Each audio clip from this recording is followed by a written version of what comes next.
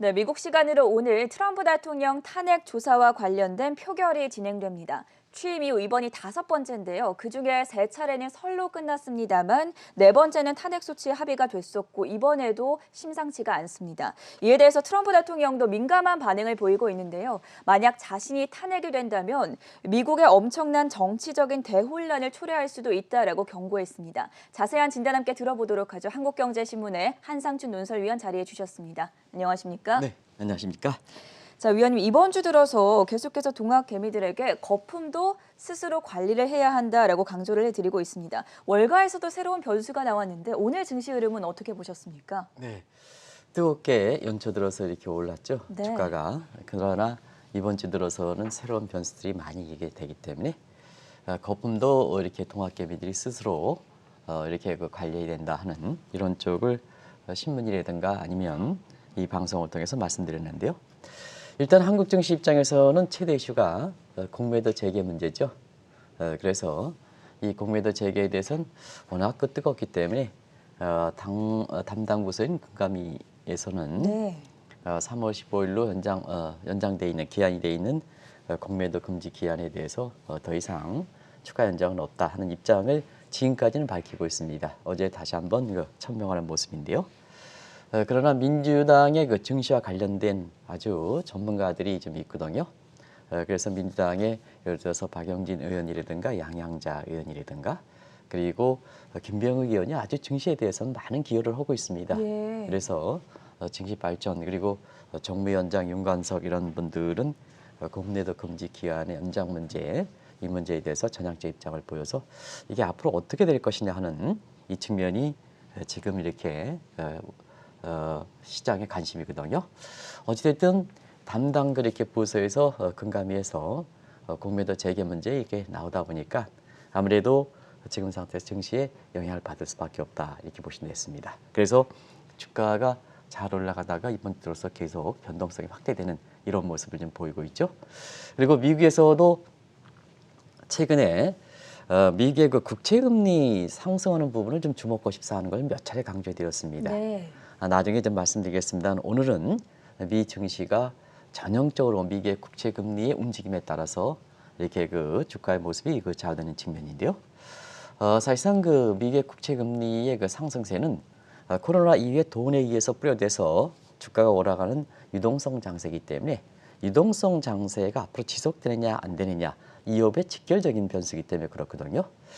최근에 국채 금리가 이렇게 장 마감에는 좀 소폭 안정됐습니다는 이렇게 급등하는 예인은 아무래도 바이든 정부가 지금까지도 아직 정부가 출범하지 않았으니까 집권당인 공화당보다도 경기 부양책의 규모가 크거든요. 그러면 지금처럼 경기 부양책이 크다면 사실 증세하기 어렵고 그런 적자 국채를 발행해야 되거든요. 네. 근데 적자를 국가지라든가 국가채무는 이미 위험수위 대대하지 않습니까? 그런 상태에서 사실 추가적으로 대규모 경기 부양책에 따른 재원을 조달해서 적자 국채를 발행한다면 저 금리가 급등할 수밖에 없거든요. 그래서 저런 메커니즘에서 자막에 나오겠습니다는 대규모 경기 부양책 되면 적자 국채 발행되고 적자 국채가 발행되면 금리가 이렇게 올라가는 이런 모습이다. 그런 과정에서 내일 14일 바이든 정부가 종전에 예상했던 규모보다도 더 큰 경기 부양책 발표한다 하다 보니까 오늘 이렇게 금리의 미 국채 10년 대표금리 10년물 금리가 오락가는 상황이 되고 여기에 따라서 증시에 따라서 주가 모습도 좌우됐다 이렇게 보겠습니다. 이 문제는 나중에 더 자세하도록 말씀드리겠습니다. 이렇게 한국 증시라든가 그 다음에 미국 증시가 새로운 변수가 되니까 이번 주 들어서 사실 주가에 대해서 마지막에 막차를 타고 많은 또 전문가들이 3천 넘을 때 4천도 간다 5천도 부를 때 이 방송을 통해서는 거품도 스스로 관리해야 된다. 자, 지금까지 동학개미 역할이 굉장히 컸죠. 코로나에 의한 나라를 구하고 경제를 구한 게 현 정책 당국자가 아니거든요. 그래서 이 정책 당국자가 이렇게 경기에 대해서 공치사하고 이렇게 할 때는 이렇게 굉장히 신중을 기해야 됩니다. 본인들이 기억하는 게 없기 때문에 동학개미들이 상당히 기여를 한 입장이기 때문에 이분들을 소중하게 정책적으로 다뤄야 되거든요. 그런 측면에서 보면은 여러 가지 소중하게 다룰 수 없는 이렇게 같은 그 정책 당국자와 같은 여당의 입장에서도 저렇게 의견차가 나오는 것은 이해관계 때문에 그런 그 측면이 많거든요. 정령 국민들을 위한 것이냐, 동학개미를 위한 것이냐 그런 측면은 또 액면 그대로 받아들이기는 어렵습니다. 그래서 거품도 새로운 변수가 나기 때문에 스스로 관리해야 된다. 지금까지 나라도 구하고 경제도 구했지만 이제 거품은 스스로 관리해야 된다 입장을 얘기했었거든요. 그런 것이 이번 주에 한국 증시라든가 미국 증시 움직임에서 그대로 나타나고 있는 것이 아닌가 생각합니다. 오늘 미국 증시 흐름을 봤을 때 미국의 국채 금리가 장 마감으로 갈수록 조금씩 안정을 보이면서 지수는 결국에는 상승폭이 크지는 않았지만 강보합권에서 마무리가 됐습니다. 이 부분도 자세하게 설명해 주시죠. 아무래도 이제 증시 모습은 유동성 장세거든요. 아직까지는. 네. 그런 측면에서는 유동성 장세라는 것은 금리가 낮아야 되고 그 다음에 돈이 이렇게 왕창 풀려야 되거든요. 그런 과정에서 이 장세의 모습을 볼 때는 아무리 정책 당국에서 미국의 페드 입장에서도 2023년까지 기준금리를 유지한다. 그 다음에 자산 매입 규모 이런 급에서 변화가 없다 하더라도 항상 시청자한테 말씀드리면 익스펙테이션이 작용하는 시장 금리를 더 주목해서 보실 필요가 있다는 걸 말씀드렸습니다. 그런 과정에서 작년에 이렇게 8월 이후서부터는 중국이 미국의 국채를 굉장히 많이 팔고 있습니다. 이런 과정에서 페드의 의도와 관계없이 미국의 국채 금리가 올라가고 있습니다. 또 올해 들어서는 그 바이든이 이렇게 그 당선 가능성 취임 앞두고 대규모 경기 부양책 이렇게 하다 보니까 네. 결과로 금리가 급등하는 모습을 보이거든요. 자, 미국의 국채 금리가 어떻게 이렇게 변화되어 있는지 참 52주 그래프를 한번 보여줄 수가 있는지 모르겠습니다. 52주 그래프를 보여준다면 사실 작년 8월 4일 날 지금 이제 52주 그래프가 나오죠. 작년 8월에 저게 8월 4일일 겁니다. 네. 0.50이죠. 그러면 이제 오늘 그 가장 최고치가 올라갔었는데요. 미국 시간으로 12시, 우리 시간으로 2시 정도에 미국의 국채 금리가 마감은 1.14입니다만 그때 최고치는 1.18까지 올라갔습니다. 그러면 작년 8월에 0.5 대비해서 이번에 오늘 12시에 미국 시간으로 기록했던 1.18 한번 생각해 보시기 바랍니다. 2배 이상 아주 이렇게 뛰어오르던 모습이거든요. 네. 그러면 어떤 모습이 되느냐 하면 자, 유동성 장세일 때 미국의 국채 금리가 이렇게 많이 올라가면 페드 입장에서는 가만히 있어야 되느냐 하는 측면에서 보면 미국은 항상 시장 금리와 기준 금리 간의 인트로치 시스템 금리 체계라는 게 있습니다. 그래서 저 시장 금리가 저렇게 뛰면 두 가지가 되겠죠. 자, 지금 상태에서 바이든 정부가 대규모 금괴에서 이게 미국 국채 금리가 쉽게 진정되기는 어렵거든요. 그러면 금리 체계상 기준금리와 시장금리의 스프레드를 유지하기 위해서 기준금리를 올려야 됩니다. 그럼 기준금리를 올려야 됩니다. 그러면 기준금리를 올려야 되다 보니까 월가 입장에서 보면 금리 올려 긴축이 돼. 그러다 보니까 유동성 장세가 이렇게 종료가 되느냐 이 모습이 되는 거거든요. 네. 한번 오늘 일중 그래프에서 오늘 미국 시간으로 12시점대 1.18까지 갈 때 미국의 3대 주가는 다 떨어졌습니다. 미국의 특히 기술 이렇게 유동성과 관련해서 금리와 직결되고 있는 이런 기술주들 테슬라라든가 뭔가 주가는 아주 많이 떨어졌었습니다. 네. 근데 장 막판에 미국의 이렇게 국채 금리가 안정세를 찾아보니까 3대 지수가 다시 이렇게 올라가는 이런 모습을 보이고 있거든요. 그래서 시청자분께서 항상 말씀드리면 이제는 동학개미들이 현명하신데요. 왜 정책 당국자보다 동학개미들이 더 이렇게 현명하냐면 정책 당국자 일부 사람들은 나는 주식 투자하지 않는다. 이렇게 자랑스럽게 얘기하고 있습니다. 그러다 보니까 경제정책을 제대로 필 수가 있습니까? 이게 자랑이 아닙니다. 네. 지금은 돈의 중심이고 증시의 중심이 되고 경제의 중심에 거기서 이렇게 되다 보니까 나는 그렇습니다. 내가 만약에 그럴 리가 없겠습니다는 이렇게 경제부총리를 나한테 시켜준다 이렇게 보면 나는 이 경제를 제대로 알아야 사실상 경제정책을 국민 편에서 주식 입장에서는 동학개미 편에서 이게 출 수가 있는 거 아니겠습니까? 그렇다고 본다면 제가 이렇게 해서 법에서 뭐 이렇게 한다 하더라도 법에 위반되지 않은 선에서는 저는 주식 투자 한번 해보겠습니다. 근데 지금 일반적으로면 또 그렇게 이렇게 주식 투자도 일부 이렇게 하시는 분도 있습니다는 정책 당국자보다 동학개미의 주식의 생리에 대해서 더 이렇게 알고 있는 이런 상황이거든요.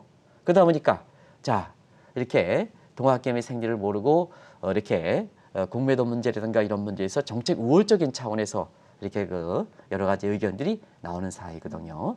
그래서 이렇게 동학개미들이 왜 정책 당국자보다 경우에 따라서는 굉장히 현명하다 이렇게 얘기하는 것은 정책 부서들 보면 그 중요 정책 부서를 보면 미국 시장이 이렇게 활발 타오를 때 우리 같은 사람들은 뭐 이렇게 주식 투자에서 이해관계가 없는 데도 불구하고 시청자 여러분을 만나기 위해서 이렇게 12시 정도에 이렇게 일어나는 상황이거든요. 그래서 미국 시장 다 봅니다.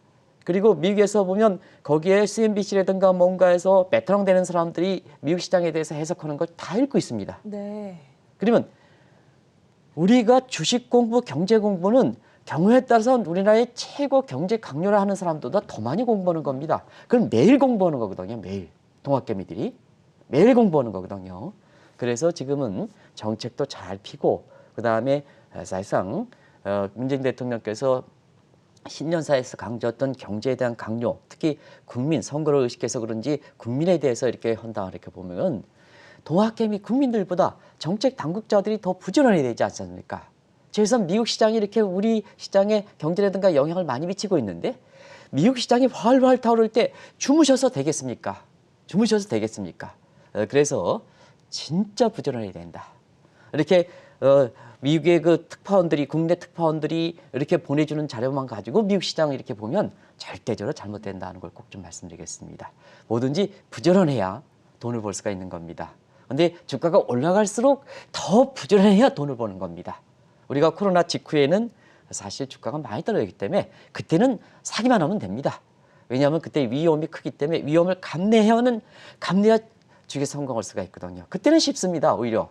근데 지금은 모두가 경쟁이지 않습니까? 모두가 눈을 뜨고 있습니까? 그런 상태에서 돈을 버시려면 사실상 장밋빛 환상에 일부 증시에서 전문가에서 유튜브에 인기 강사다에서 그 사람들이 3천이니까 4천, 5천 간다. 이게 장밋빛 떠오르는 거기에 영합하는 것보다는 경쟁이 많고 변화가 바이든과 트럼프에서 바이든을 교체되고 뭐가 교체되는 이런 상황이지 않습니까? 네. 이런 상황일수록 정책 당국자도 국민 편에서 이렇게 하려면 최소한 한상준 논설위원이 12시에 일어나면 12시 일어난 이전보다도 사실 일어나서 미국 증시를 이렇게 해야 우리가 이 방송에 대해서 얘기했던 사항에 대해서 이렇게 반박할 수가 있는 근거가 되는 거 아니겠습니까? 그래서 굉장히 부지런해야 된다는 걸 꼭 좀 말씀드리도록 하겠습니다. 오늘 미국 증시의 하루 변동성 요인을 10년물 국채금리와 관련해서 자세하게 짚어봤고요. 어제 제가 중국 증시 마감 상황을 보고 깜짝 놀랐습니다. 위원님께서 말씀을 해주셨는데 중국 증시가 5년 내 최고치를 기록했어요. 어떻게 보셨습니까? 네, 공교롭게도 한국 증시에 이렇게 동학개미의 고민은 두 가지 고민을 중국 주식이 이렇게 네. 이렇게 대안적으로 이렇게 할 수 있다 이런 측면에서 어제 말씀드렸는데요. 전 앵커가 모처럼 이렇게 저를 이렇게 띄워주셔서 굉장히 좀 얼굴이 몸달 바를 모르겠습니다. 어제 중국 증시 많이 올랐습니다. 그런 측면에서 지금 동학개미들이 3차 랠리도 잡아야 되고 그다음에 공매도 재개에 따라서 경화선 조정이 되는 이것도 대비해야 되고 이런 측면에서는 어제 세 가지 방안을 좀 말씀드렸습니다. 네. 이전부터도 중국 주식에 대해서 좀 주목하실 필요가 있다 하는 그래서 중국 주식이 지금의 동학개미들이 갖고 있는 양대 고민을 풀어줄 수 있다. 그리고 BBIG 같은 한국의 대표 기업에 이렇게 하는 집중 투자하는 이런 BBIG 같은 금융 상품이 대안이 될 수 있다. 그리고 대표 기업 중에서 배당 많이 주는 대표 기업이 이렇게 대안이 될 수 있다는 말씀을 드렸었는데요. 공교롭게도 어제 중국 주식이 좀 많이 올랐습니다.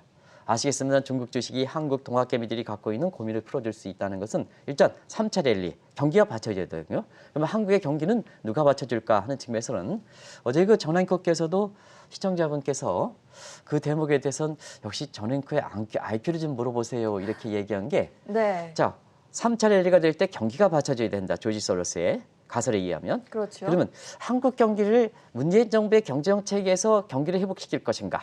중국 경기에 대해서 경기 호황에 따라서 경기를 호흡할 것인가 하는 측면에서는 사실 그 전 앵커가 아주 이렇게 그 시청자분한테 그 눈에 이렇게 눈살이 되지 않도록 아주 이렇게 저는 뭐 이렇게 교묘하게 좀 말씀하셨는데요. 네. 그러다 보니까 IQ가 굉장히 높은 거로 이렇게 시청자분이 이렇게 나오는 것 같아요. 그만큼 그만큼 지금은 중국 경제 회복이 한국의 경제 정책보다 한국의 경기를 회복시키는 가능성이 높을 만큼 예. 확실하다는 얘기입니다. 그래서 중국 경제가 이렇게 회복되면 3차 랠리에 고민은 갈 수 있는 것이냐 하는 측면에서는 한국 경기를 끌어올리다 보면 3차 랠리가 돼서 동학개미 한 가지 이렇게 고민을 풀어줄 수 있고요. 만약에 경기가 받쳐주지 않아서 지금 고평가 부담이 있는 상태에서 주가가 이렇게 떨어지면 그걸 대체해야 되거든요. 근데 종목 투자는 금융상품과 달리 사실상 떨어질 때 리스크를 그대로 안고 있지 않습니까? 그러면 이게 다른 쪽 리스크를 피해갈 수 있는 쪽으로 이렇게 되는데 이게 중국 주식을 좀 추천해 드렸습니다. 근데 어제 중국 주식이 이렇게 우량주는 더 올랐습니다는 중계 상해 지수가 2% 이상 올라가서 지금 말씀대로 5년 만에 최고치를 기록한 상태거든요. 아시겠지만 누누이 시진핑 국가주석에서는 쌍순환 전략, 내수 위주의 쌍순환 전략에서 중국의 경제를 미국보다 자신감 있게 하는 어제 내용이 밝혀져서 중국의 그 주가를 끌어올렸다 이렇게 볼 때 있고요. 그런 과정에서 앞으로 이렇게 한국에 갖고 있는 동학개미의 양대 고민을 풀어준다는 이 측면에서 사실 중국 주식을 보유하는 것과 함께 그럼 어제 시청자분께서 어떤 것을 해야 되느냐 하는 측면에서는 중국이 쌍순환 전략과 관련해서 중국의 전략적으로 이렇게 14차 5개년 계획이라든가 2035년 장기 계획에 이렇게 전략적으로 육성하는 측면이 있죠. 네. 내수 보니까 소비자 관련된 부분이죠. 그다음에 첨단 기술에서 전기차, 뭐 니오라든가 이런 게 있겠죠. 뭐 테슬라는 떨어지지만 니오는 올라가지 않습니까? 오늘 테슬라 주가가 아마 떨어졌던 거로 오늘 기억나요. 테슬라는 올랐고요. 네네. 어제 이제 테슬라가 좀 떨어졌죠. 많이 떨어졌죠. 네네. 그래서 IT 이런 부분이 있죠. 이런 측면에서 우리가 본 중국 관련된 개별 종목은 그게 GBK고, 그다음에 그와 관련된 이런 게서 뭉뚱그리는 것이 바로 ETF 상품이다 이렇게 보겠습니다. 그래서 중국 관련된 전기차라든가 소비자 관련된 ETF도 개인 입장에서 좋은 그 대안이 될 수 있다는 걸 말씀드리고요. 또 한 가지는 3개월 전에 이렇게 한국 증시가 이렇게 대표 기업 중심으로 올라가면 나중에 떨어질까를 대비해서 리스크가 있기 때문에 이걸 금융상품적인 측면에서 BBIG ETF 상품 문재인 정부의 사실 뉴딜 정책 관련해서 여기 3개월 전에 강조해드린 적이 있습니다. 그렇죠. 결을 같이 하니까요. 그렇습니다. 많은 논란이 있지만 이것도 한번 대안적인 측면에서 한번 했는데요. 저도 깜짝 놀랐습니다. 이게 나온 지 3개월도 채 안 됐는데요. 어제 1조 원이 넘었다입니다. 네. 아마 최근에 이렇게 짧은 기간에 1조 원 넘은 게 아마 이렇게 아마 처음 있는 일이 아닌가 생각합니다. 그래서 이 전 앵커께서도 사실 이렇게 최근에 보면 이게 있는 사람들 같은 경우 특히 주식 투자를 많이 하는 이런 그 분들 같은 경우는 지금의 주가에서 보면 동학개미들이 갖고 있는 것처럼 올라가는 문제, 내려가는 문제 이런 문제에서 돈이 있다 보니까 아무래도 조정 문제에 대해서 좀 신경 쓰거든요. 그래서 현금을 많이 이렇게 축적과 함께 그런 문제를 풀어줄 수 있는 BBIG ETF 같은 이런 데 오히려 더 주목하는 사항이거든요. 그래서 3개월 만에 1조 원이 들어가고 있습니다는 사실 거기에서 최근에 미국 증시에서는 그런 얘기하죠. 주식이 지금 올라가서 주식을 이렇게 사지 않는 사람들을 거기에 불어넣은 사람을 FOMO라 그러죠. 그렇죠. 그래서 Fear of Missing Out라는데요. 최근에 국내에서 이 주가 이게 평가에 대한 부담 그리고 추가 상승. 근데 한국은 지금 대표 기업 중심으로 증시가 재편하다 보니까 네. 요 대표 기업 중심으로 이렇게 하는 BBIG ETF 상품 같은 이런 상품에 가입하지 않으면 있는 사람들 중심으로 해서는 포모 심리가 좀 있다 그래요. 그래서 이 포모라는 것은 아시겠습니다는 나도 가입해야 거기 주류 계층에 들어간다 하는 이런 입장 아니겠습니까? 네. 그래서 최근에서는 있는 사람들은 종목 투자에서는 현금 보유를 많이 늘리는 대신에 두 가지 가능성을 이렇게 대비하기 위해서 포모처럼 요구가 날 만큼 BBIG ETF 문제에 대해서 굉장히 관심을 갖고 있다는 걸 말씀드리겠습니다. 자, 지금 월가에서 또 하나의 관심을 모으고 있는 게 바로 트럼프 탄핵 이슈입니다. 임기가 한 일주일밖에 남지 않았는데 오늘 트럼프 대통령 탄핵시키기 위한 투표가 돌입이 됩니다. 이 부분은 증시에 어떤 영향을 미칠 거라고 보십니까? 원래 이게 완전 전문가는 사실 이렇게 설에 시달리지는 않습니다. 네. 근데 이제 이게 우리가 보면 이것도 아니고 저것도 아닌 우리가 이제 우리 부모님 말씀은 그걸 반풍수라 하는데요. 이렇게 있는 사람들 같은 경우는 많은 설에 시달린다 이렇게 보게 됐습니다. 네. 트럼프는 2016년 공화당 후보로 이렇게 나왔을 때 이 공화당에 관련돼 있는 대통령 후보로서 이렇게 거론됐던 사람에서 신출 얘기였었죠. 그렇죠. 오직게 쓰면 슈거 하이 이펙트라는 표현을 썼습니까? 달콤한 이렇게 그러니까 사탕수수 아마 존 앵커께서는 이 슈거 하이 이펙트에 대해서 이렇게 얘기 나오니까 지금 이렇게 거기에 공감하지 않는데요. 그만큼 젊은 세대고 잘 살기 때문에 그렇습니다. 저희들이 자랄 때는 운동장에 먹을 것이 없었습니다. 설탕가루 가지고 이렇게 해서 설탕 그 솜사탕 있잖아요. 솜사탕? 네. 먹어보셨습니까? 먹어봤죠. 먹어봤습니까? 네. 아, 그렇습니까? 그게 바로 슈거 하이 이펙트가 나오는 얘기입니다. 그래서 이만큼 이렇게 신출내기의 입장에서 공화당 후보로 나섰는데요. 그러다 보니까 설에 시달렸죠. 지금 트럼프 대통령이 역사에 남을 마녀 사장이다 이렇게 얘기하지만 그만큼 본인 자신의 위기감이 이렇게 되기 때문에 저렇게 이렇게 나오고 있는데요. 한번 차제를 기해서 트럼프도 이제 이렇게 1월 20일은 나가지 않습니까? 그래서 정리겸해서 트럼프는 집권 4년 기간 동안에 아주 설레에 시달렸던 사람이다 이렇게 됐습니다. 그걸 한번 트럼프 탄핵이 오늘 소치가 결정되니까 그러기 위해서 제가 한번 말씀드리겠습니다. 일단은 대통령 그 취임 전에도 대통령 자격설이 있었죠. 그리고 지금 본인 자신이 바이든이 이렇게 당선됐을 때 당선 무효설을 주장했습니다는 본인도 2016년 11월 그때 당시는 아마 8일인가 7일인가 이렇게 됐을 겁니다. 둘째 주 화요일이니까 그때의 대통령 당선 무효설에 시달렸던 사람입니다. 그리고 취임 이후에는 지금 일부 방송이라든가 이런 데는 2차례라 얘기하는데 그건 탄핵소추 의결로 기준하고 네. 그다음에 탄핵설로 보면 시청자 여러분 5차례 했습니다. 우리나라의 그 부동산 대책과 마찬가지로 일나라의 한국의 대통령, 그것도 미국의 대통령이 취임 이렇게 이후에 집권 4년 기간 동안에 5차례에 걸쳐서 이렇게 탄핵설에 시달렸다 이렇게 됐습니다. 그걸 한번 시청자께로 되새겨 드리겠습니다. 취임 후에 20일 만에 대통령 탄핵설이 공개되었죠. 요인은 조금 이따 말씀드리겠습니다. 101차 대 2차 탄핵설, 그리고 2018년 8월 3차 탄핵설, 그리고 2019년 12월 날 4차 탄핵설이 아니고 4차 탄핵으로 얘기했습니다. 요건 네. 하원에서 탄핵이 소추가 의결됐기 때문에. 그렇죠. 그리고 2021년 퇴임을 7일 앞두고 5차 탄핵, 오늘 미국 시간으로 아마 하원에서는 결정될 거라고 봅니다. 그래서 정말로 이렇게 반풍세에 해당되는 사람들은 각종 시달렸는데요. 그대로 자격설, 당선 무효설 5차례에 걸쳐서 대통령 탄핵설에 시달렸던, 그리고 4차, 5차는 이렇게 아직 5차는 결정되지 않았습니다는 4차부터는 대통령 탄핵이다 하는 이런 얘기까지 이렇게 나오고 있다 이렇게 됐습니다. 취임 초에 있었던 3차례의 탄핵설과는 달리 4번째 탄핵설과 그리고 이번에 나온 탄핵설 역시 트럼프 대통령 굉장히 민감하게 반응하고 있는데요. 따로 이유라도 있습니까? 네, 4차부터 굉장히 사실 트럼프 대통령이 이렇게 민감하게 반응하고 있죠. 이번 같은 경우에는 뭐 아까 나왔지 않습니까?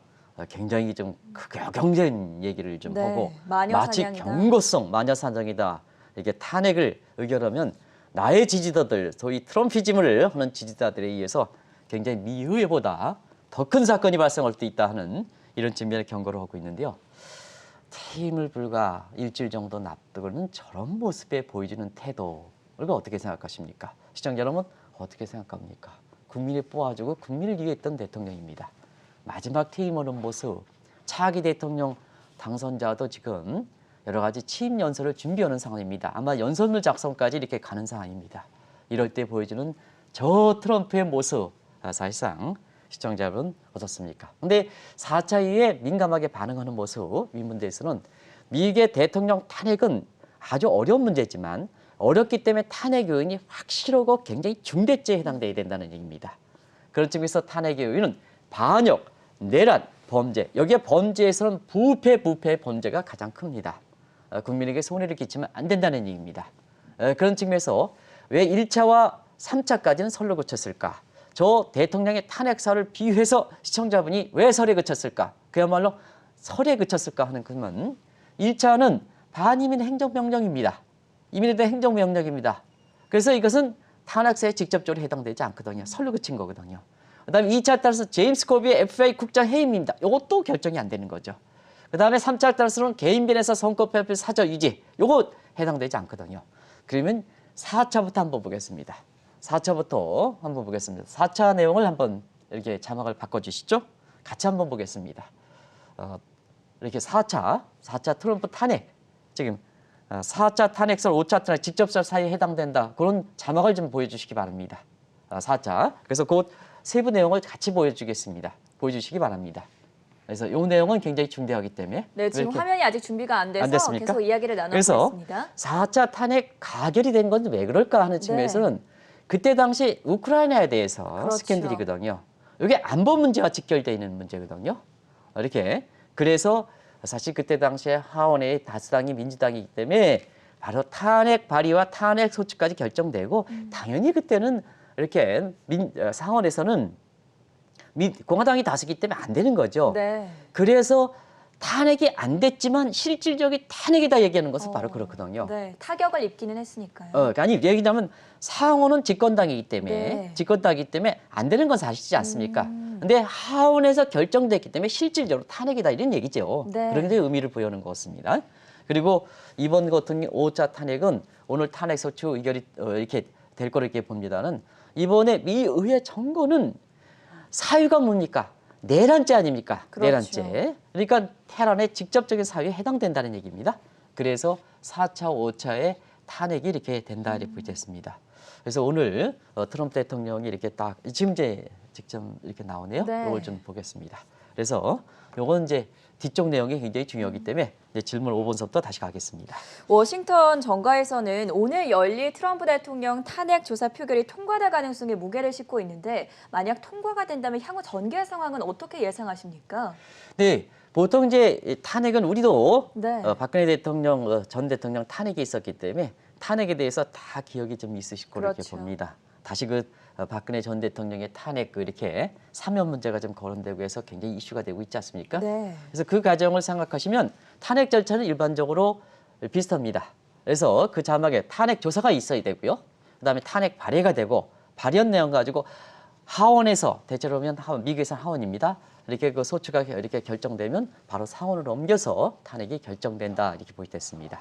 그래서 탄핵 발의와 탄핵 소추는 뭐 명칭이 의회다, 그다음에 국회다, 한국은 국회고 미국은 의회다 하지만 대체로 보면 미 의회, 미국은 하원에서 지금 주도된다 이렇게 보겠습니다. 근데 결정은 국가별로 차이가 있다 이렇게 보겠습니다. 결정은 국가별로 차이가 있다 하는 것을 말씀드리겠는데요. 그런 그 절차라든가 결정의 차이를 갖고 한번 이렇게 대통령 탄핵 의결이 될 수 있느냐? 왜 역사적으로 보면 미국의 대통령에서 탄핵이 됐지만 역사적으로 보면 이렇게 탄핵 결정된 사항이 한 사례도 없을까 하는 측면을 지금부터 좀 말씀드리겠습니다. 대통령 탄핵은 굉장히 중대 사항입니다. 그래서 이것이 결정되려면 특별 의결 정적수가 필요합니다. 그래서 오늘 열리는 미국의 탄핵 소추는 하원의 제적위원은 전체 제적위원회 과반수 축적입니다. 이건 과반수 찬성의 과반수가 아닙니다. 제적의 과반수 찬성입니다. 그런 과정에서 지금은 미 하원이 과반을 넘기 때문에 이건 이렇게 탄핵 소추는 결정된다. 이렇게 이제 보시면 되겠고요. 한국의 탄핵 소추는 국회의원 3분의 2 찬성이죠. 우리는 또 국회에서 이게 어렵습니다. 탄핵 소추가. 근데 대체로 보면 특별 의결 정서, 일반 의결 정서가 구별되는 것은 일반 과반수 찬석의 찬석인은 과반제 찬석으로 되거든요. 그러니까 대통령 탄핵은 소추라든가 결정이 굉장히 어려운 사항이다. 자, 그러면 이게 왜 어렵겠느냐? 결정권을 갖고 있는 이런 문제를 한번 보겠습니다. 네. 그러면 미국 그 상원에서 이렇게 보는데요. 미국 상원은 지금 대통령 그 탄핵에 대해 결정을 할 때는 어떠냐 하면 사실상 여기 이제 나오고 있습니다는 3분의 2의 결정이 돼야 됩니다. 지금 그러면 미국의 그 상원에 이렇게 보면 100명인데요. 여기에 3분의 2 넘은 67명이 확보돼야 됩니다. 근데 미국의 상원에 지금 구성 볼게요. 상원 50, 민주당 50, 해리스 부통령 이렇게 되는데요. 요 문제만큼은 해리스 부통령이 50대 50 나오더라도 이 문제만큼은 사실 해리스 대통령의 캐스팅 보트를 지지 않는다 하는 걸 말씀드리고요. 또 해리스 부통령의 캐스팅 보트까지 진다 하더라도 네. 지금 공화당이 50명을 차지한 점을 감안해 볼 때 반란표가 나오지 않으면 67석을 확보하기 위한, 다시 말하면 공화당의 중에서 해리스는 참여가 안 하니까 사실 50이 민주당은 다 가져가고 탄핵에 결정하고 나머지 67 공화당 중에 50인성의 17명이 반란 편의가 있어야 된다 하는데요. 이건 사실상 어렵다는 걸 말씀드리겠습니다. 지금 4차 탄핵설이 나돌고 있는 트럼프 대통령이 실제로 탄핵 당할 가능성도 상당히 궁금한데 저는 임기가 얼마 남지 않았는데 왜 이렇게 탄핵을 고수할까 싶었는데 4년 이후에 재선을 막기 위함이다. 뭐 이런 분석도 나오더라고요. 이 부분은 어떻게 보십니까? 대통령 탄핵의 부분에 대해서는 네. 사실 그 탄핵이 결정되면 정책으로 제한이 있습니다. 우리도 뭐 예를 들어서 국회의원이 무슨 사건에 가지고 혐의한 언제까지 이렇게 대통령 국회의원에 이렇게 네. 입법할 수 없죠? 그쵸. 그런 겁니다. 그런 측면에서 볼 때는 왜 이걸 퇴임 7일 앞두고 집권당이 될 민주당 입장에서도 이것이 트럼프 대통령이 탄핵되면 자 여러 가지로 미 정치사에서 굉장히 불명예스러운 겁니다. 그렇죠. 지금 바이든과 트럼프가 싸우고 있지만 미국의 대통령이 세계 경제 대통령이다 탄핵이 될 경우에는요. 미국의 정치사의 오명이 될 겁니다. 그리고 같은 바이든 입장에서도 전직 대통령이 탄핵됐다 하면 본인도 떳떳지 못하는 겁니다. 그렇죠. 우리 입장에서 박근혜 전 대통령을 탄핵시켰다. 현재 문재인 대통령 입장에선 마음이 편할까? 시청자의 판단에 맡기겠습니다. 그래서 항상 이런 문제가 있어서 이 부담이 되고요. 그다음에 미국 민주주의라든가 시장 경제 상징인데 거기에 최종적으로 이렇게 경우에 따라서는 굉장히 그 지켜야 될 국민을 대표해서 지켜야 될 의무가 타락이 된다면 미국의 상징인 민주주의 시장 경제가 붕괴되는 의미가 있습니다. 이런 의미인데요. 자, 문제는 트럼프 그렇다고 해서 트럼프를 놔둬야 될 것이냐. 근데 이번에 대선 기간에 결과적으로 미국의 대선 기간에 7천만 표 이상을 확보한 상태거든요. 네, 그렇죠. 이 지지층이 견저거든요. 그러면 지금 바이든은 넘어가서 자 미국의 정치가 안정이 된다, 경제적으로 안정이 된다 하더라도 4년에 또 나와가지고 또 오면 또 다시 이게 우가 폄하지 않겠느냐 하는 입장이거든요. 그래서 당연히 지금 민주당 입장에서는 공화당의 가장 강력한 4년 후보인 트럼프를 좀 정치적으로 완전히 격리시키고 네. 그럼 공화당의 마이클 펜스라든가 이런 사람들은 4년 후에 경쟁자가 되는데 그렇죠. 저 트럼프가 저런 사람들 공화당의 지금의 신뢰성을 많이 떨어뜨렸던 공화당을 명예를 실추시켰던 저 사람을 4년의 대통령 후보로 지금 트럼프의 지지자가 7천만 표 이타 하더라도 가져가야 될 것이냐. 그럼 나의 경쟁자거든요.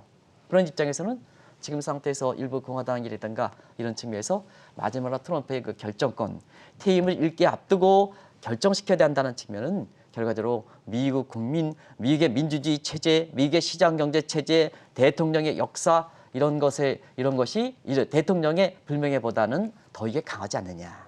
그래서 미국의 대통령 역사상 이렇게 퇴임을 시키는 이렇게 명예롭지 못한 게 있지만 미국 국민을 생각하고 미국의 민주주의 생각하고 미국의 시장 경제를 생각한다면 저런 반풍사 같은 이런 트럼프 대통령 어떤 경우에는 지금 현 대통령이죠. 네. 이게 정치적으로 완전히 격리시켜야 된다.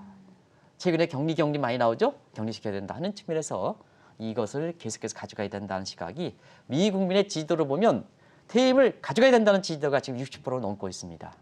그러면 여기에 지금의 미 의회 점령 사태에서 트럼피즘을 평하했던 견고한 트럼프의 지지자들도 의회 점령 사건을 계기로 해서 상 트럼프가 정치꾼이라는 자기 자신만 생각하는 이런 게 드러났기 때문에 이 트럼프 지지자도 많이 이탈됐다는 것을 나오는 겁니다. 그런 것이 향후에 미국의 하나의 희망을 보여주는 대목이다 하는 것을 말씀드리겠습니다. 트럼프 대통령이 이번에 탄핵이 안 된다 하더라도 앞으로 어떤 스탠스를 취할 것이냐, 태도를 취할 것이냐에 따라서 영향이 확실히 달라지지 않겠습니까? 오늘 그 트럼프의 탄핵 소추를 결정 후 트럼프 대통령이 아까 이렇게 뭐였죠? 마녀의 사냥이라 했죠? 네. 그거 그림을 다시 한번 보여드리겠습니다. 그거 이제 준비됐나요, 정 PD님? 이렇게 얘기게 되면 결국 그 모습이 되는 게 가장 우려되는 게 아닌가 네. 생각합니다. 트럼프는 퇴임 마지막까지 탄핵 소추가 오늘 결정하는 그 시점까지 이렇게 저런 얘기를 하고 있습니다. 지금 이렇게 되죠? 이렇게 해서 이렇게 되는데요. 이게 이제 세이브 아메리칸 마치 이렇게 보면 옛날 것 같습니다. 이렇게 보면 자료 화면이 최근 자료 화면이라고 합니다. 네. 제가 이제 이 화면을 좀 처음 보는 장면이라 이렇게 되거든요. 우리 그 스태프께서 저보다 더 잘 준비하시니까 아마 네. 최근 자료로 이렇게 보여줍니다. 이번 의회 점령할 네네. 때 함께 연설했던 내용이라고 그거죠. 합니다. 그러니까 네. 오늘 그 공항에서 얘기했던 자막은 아닌 것 같습니다. 제가 그 자막을 명확히 기억하는데요. 네네. 그 자막은 아닌 것 같습니다. 그래서 저 모습입니다. 저게 미 의회를 점령하고 미국의 민주주의 상징인 미국의 그 의회 상징인 민주주의라든가 시장 경제를 붕괴한다 이런 쪽의 얘기가 나오는데 저렇게 웃지 않습니까? 그리고 의회 점령을 부추기지 않습니까? 이게 전형적인 정치꾼이다. 포퓰리스트다. 포퓰리스트는 한국도 많습니다. 한국에 많은 포퓰리스트의 한번 태도를 보면 겉과 속이 다르다. 위용상으로는 국민을 낸다. 국민의 빈곤층이라든가 대서의 이익을 대변한다 하지만 실상에서 정권을 잡으면 자기 당이라든가 자기 자신의 이익이라든가 그다음에 자기 자신의 전 연전해서 모든 것을 뒤엎어버리는 이런 측면이 사실 전형적인 정치권 포퓰리스트다 이렇게 보여졌습니다. 그런데 밑에 계층들은 여기 BF 계층이죠. 정치권의 실체가 드러나기까지 트럼프 대통령 같은 포퓰리스트를 맹신한다는 얘기입니다. 네. 그래서 미 의회 점거 같은 결정적 사태에서 정치권의 실체가 나면 자 트럼프의 이렇게 탄핵에 대해서 지금 60% 넘거든요. 이러면 선거 대선 결과에서만 700만 표 거의 비례해서 보면 이 의회 사건을 계기로 해서 트럼프의 야심이 드러났다 와서 그 트럼프의 지지층이 많이 열배되는 거거든요. 이럴 때까지는 굉장히 맹신한다 이렇게 보여졌습니다. 한 가지 이번에 그 사태를 계기로 해서 사실상 이렇게 트럼프 대통령의 지지층이 열버지면 아주 와해가 되면 미국이 살아난다 이렇게 보시면 되겠습니다. 근데 지금은 가능성이 좀 둔화되긴 합니다는 더 두터워지면 완전히 미국의 상징이 어떻습니까? 민주주의 정치 지역으로 그다음에 시장 경제, 월가의 자본주의 그리고 또 하나가 합진국이거든요. 근데 이번을 계기로 해서 트럼프 지지자들이 더 두터워진다면 완전히 미국의 또 하나의 상징인 합중국의 형태도 붕괴된다. 그래서 바이든 국가, 트럼프가 국가가 된다. 바이든이 아무리 좋은 경제정책도 저렇게 분리된 상태에서는 사실상 효과가 없다 이렇게 보시면 되겠습니다. 효과가 네. 적다 이렇게 보겠습니다. 그러다 보니까 이웃 경제 패권으로 시진핑이 어제 국민을 대상으로 보여준 모습 한번 보시겠습니다. 굉장히 자신감 있습니다. 중국이 자신감이 있다 이렇게 표현하지 않습니까? 이게 세계 경제의 냉혹한 심리다는 걸 꼭 좀 말씀드리겠습니다. 그래서 시청자 여러분 한국경제TV를 올해 더 많이 보시기 바랍니다. 주가가 좋을수록 경쟁이 치열하고 경쟁이 치열하면 더 부지런하게 돈을 벌 수 있는 겁니다. 일부 장밋빛 환상에 대해서 3천, 4천, 5천 하는 유튜브에 이렇게 장밋빛을 띄우는 사람이 이렇게 시청자분한테 사실상 돈을 벌게 하는 방법은 아니다 하는 걸 꼭 좀 부지런하십시오. 부지런하게 국제적으로 이렇게 변화되는 모습을 알 수가 있습니다. 그런 것을 한국경제 스텝집께서 굉장히 밤잠을 안 자고도 시청자 여러분에 다하도록 하겠습니다. 네, 임기가 단 7일밖에 남지 않은 트럼프 대통령. 이 트럼프 대통령의 탄핵 조사에 대한 표결이 오늘부터 진행이 되는데요. 관련해서 어떤 시사점들 얻어가면 좋을지 도움 말씀 함께 들어봤고요. 지금까지 한국경제신문의 한상춘 논설위원이었습니다. 말씀 고맙습니다. 네, 고맙습니다.